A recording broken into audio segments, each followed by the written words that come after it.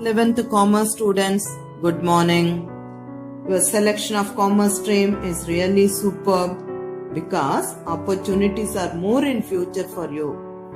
So if you take the subject of economics is one among the 3 core papers. So which are the papers you are going to learn? Accountancy, business studies as well as economics is your core subjects. Okay. See, at the same time, the scoring of marks is also possible in the 12th board examination. So, in the 11th commerce, how many volumes you are going to learn in economics alone? 2 volumes you are going to learn. The first volume is microeconomics. The second volume, you are going to learn the statistics. So how many chapters are there in microeconomics? 4 chapters are there. In statistics, 10 chapters are there. Already you learned the mean, median, mode and some other, that's a graphical representation, everything, no, pie chart, everything you are learning. Already you learned in 10th standard. The same thing will be there in class 11 plus some other topics also it's there. Okay. So come to the first one. Before we are going to the chapters, we should learn the introduction part of economics. Various definitions we are all going to learn. Before that, definitely one question will be there in your mind. I am a commerce student, why I have to study economics? In economics, various theories are there, excellent theories are there. So what is the main theme, main aim of your business? Minimize the cost, maximize the production and profit. So for this purpose, so many theories are there. This will help you for your future. Either you are doing your business, otherwise you are going to do work some other place also. The theories will help you. Even as a consumer, some theories are there, especially the law of diminishing marginal utility. This will be helpful for you to select the product, how much commodities you have to buy for your satisfaction, everything that is there in economics. That's why it's a core paper. It comes under the commerce stream. Is it clear? Okay. So before going to this chapter, we have to learn various definitions of for the term of economics. How many definitions we are going to learn? In the earlier term, in the earlier time, a particular activity that was called in Greek is nothing but the oikos nemein. Oikos means household, nemein means management. That is household management. So what is a household management? So what usually our parents are doing? So every month they are all receiving the income and they are all doing the expenditure. The surplus amount they are all saving. So the same thing if you are doing for a nation also, it comes under the term of that is economics. So later the household management turned into a term of economics. Is that clear? Okay. So we can see the term of economics in 4 definitions. 4 great economists gave 4 different definitions for the term of household management. So take that as economic definitions. The first definition, what was the first definition? Wealth definition. So this was given by Adam Smith. So he is a Scottish philosopher and he made so many contributions to the world for the term of economics. So he is the father of economics. What he says about economics? So he is saying that the wealth capacity of an individual, otherwise he particularly says about the creation of wealth or the earning of money is called as economics. What he said, creation of wealth or earning of money.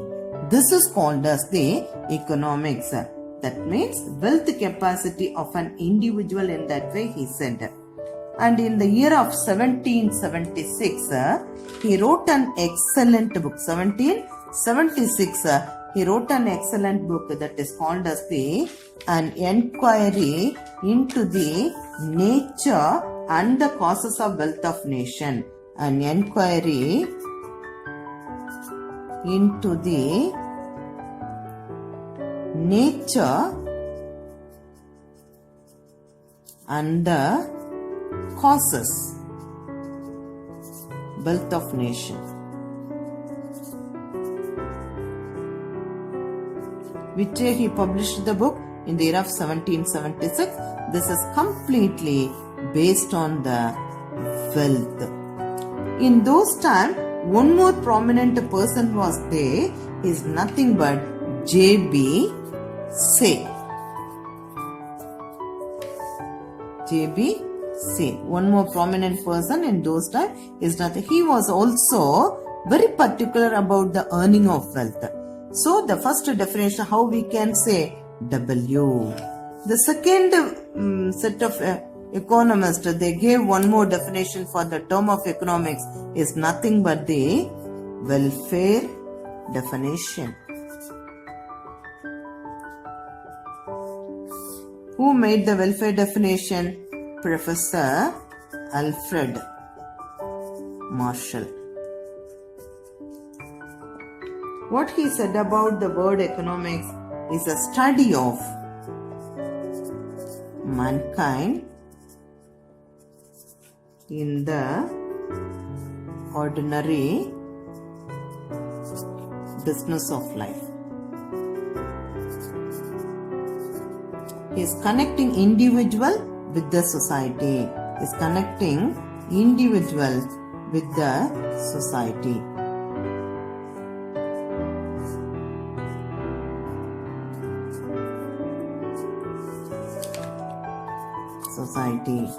He wrote in the year of 1890, he wrote an excellent book that is nothing but the Principles of Economics.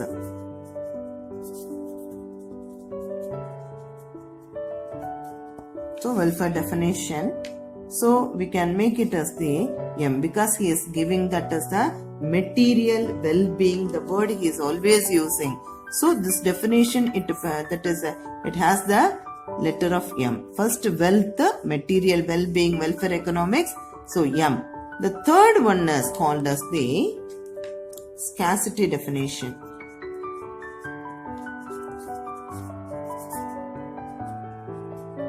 This was given by Professor Lionel Robbins.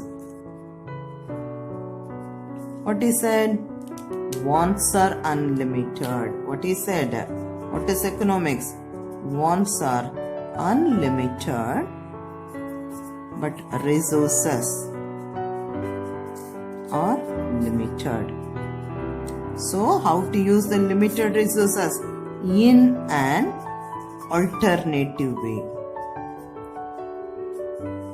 way or order of importance. Okay, in that way. In the year of 1932, he wrote an excellent book that is called as an essay on the nature and the significance of economic science.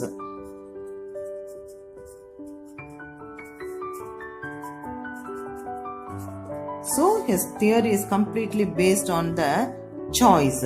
So C we can denote this theory. So choice making. So C we can denote. The last one is the growth definition. The last definition is the growth definition. So this was given by Paul A. Samuelson. Paul A. Samuelson. He gave the growth definition. In what way he explained the term of economics? So wealth plus welfare plus scarcity equal to growth. In that way, he made that as the different definition for the term of economics. So, in the year of 1947, he published, and again that is different book that is called as the foundation of economic analysis. So, 4 different people gave different definitions for the term of economics. First one is the Adam Smith wealth definition. He was very particular about the wealth. Second person is the Professor Alfred Marshall. He gave the welfare definition. He is connecting the individual as well as the society. Then the third person is the scarcity definition was given by Lionel Robbins. Then the fourth one is the growth definition was given by Paul A. Samuelson. Thank you very much.